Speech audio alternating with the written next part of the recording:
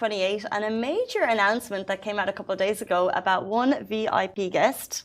Okay. So the king of the UK is coming to Dubai.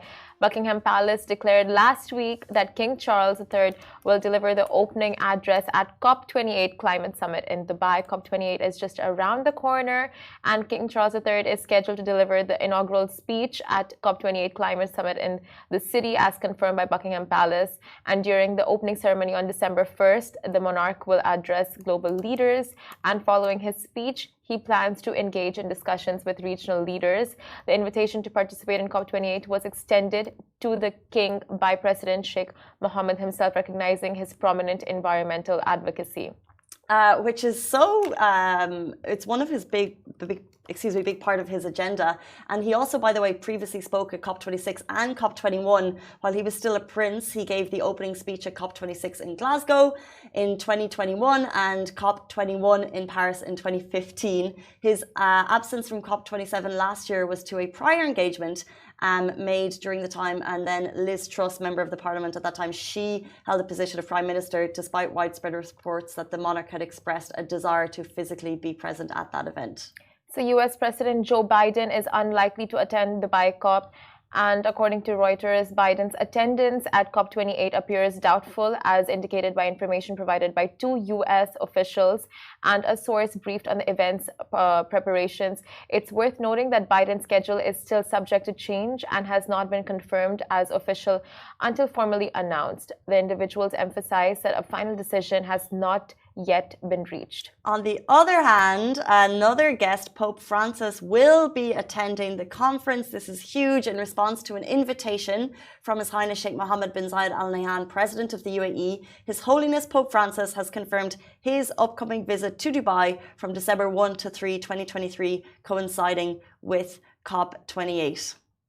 So with a just doing a quick Google search, you can see that King Charles is known as the Green King because of his just commitment to the environment, and he's a massive environmentalist. He has a long-standing history with campaigning for better conservation, organic farming. So it's a great pick for him to come and just have that inaugural speech for the event. That is so massive, and we've been talking about it for months and months now. It's so true. He's championed sustainability for such a long time. He actually created a town in the UK called Poundbury. It's in Dorchester, and it's leaning towards sustainable living. As you mentioned, he's huge on organic farming, which is so important. Sustainable ways for people to live off the environment. So yeah, him coming is massive for COP28, along with His Holiness Pope Francis. It just means bigger attention to COP28, which is basically what it needs. It needs eyeballs for change to happen, and having these big names coming through gets the eyeballs. And of course, he'll be doing the opening speech to highlight his important attendance at the event. I mean, we don't even need to say it or stress on it. Like, we can feel it every single day, global warming, right? Like, it's like a pressing concern.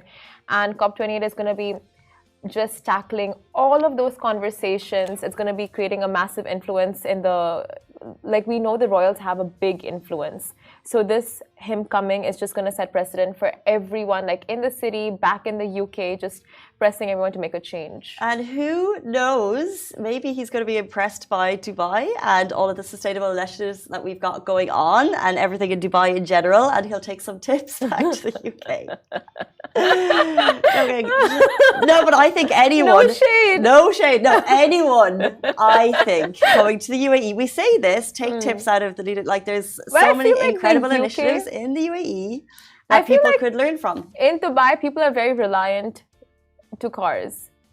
In the UK, I think in Europe in general, it's like more public transportation, more tube. Absolutely. That is more of the norm. Like over here, if you see someone walking 3 blocks, you're just going to be like, oh, this person doesn't have a car. You know, it's not a norm here. I think, though, it's because the incredible transport network that we have, clean, efficient, on time, but it only hits certain parts. And there's so many residential communities that aren't hitting, for example, the metro. However, hopefully with the announcement of the new blue line, it'll become more accessible. Because for me, I drive because there's no bus or RTA option.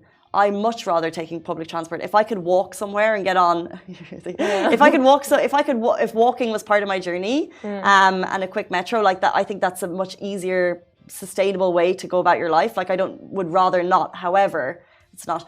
I'm a 10-minute drive to work. Could I walk? I don't know if your parents ever did this, but like my parents, right? Like they used to drop me and my sisters to university, pick us back, drop us to school, pick us back.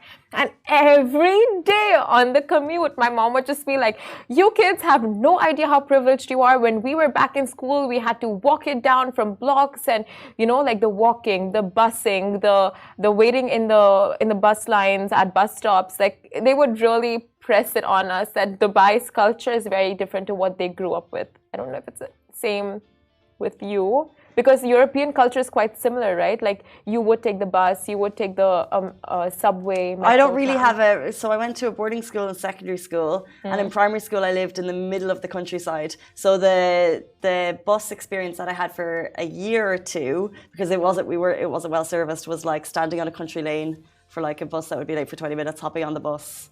It wasn't that busy. It was quite acute, actually. My best like music memories are because the bus driver used to play like rock and roll back in the day, like going to the chapel, like really old school songs. Yeah, it's great. That's such a vibe. And I know in Europe you go like cycling, and that's a whole thing. It depends where you live. I think everyone has different experiences depending on the school they go to and where they're living. Yeah, true. Anyway, Dubai is also becoming more cycle friendly, and I think that's one of the markers as we move towards being. Actually, there's a new report in the last day in terms of cities that people want to move to, and Dubai has once again topped other cities in the world. But one of the things that I think surprise.